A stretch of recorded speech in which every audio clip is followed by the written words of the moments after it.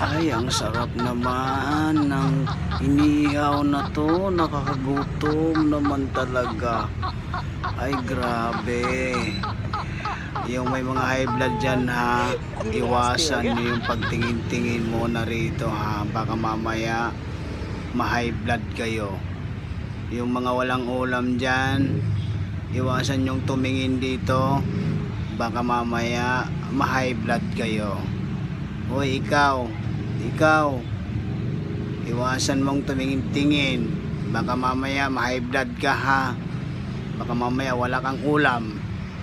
Sige, ma-high blood kayo pag wala kayong ulam sa sarap nito. Wow, sarap. Bawal ang high blood. Inuulit ko, bawal ang high blood. Ha?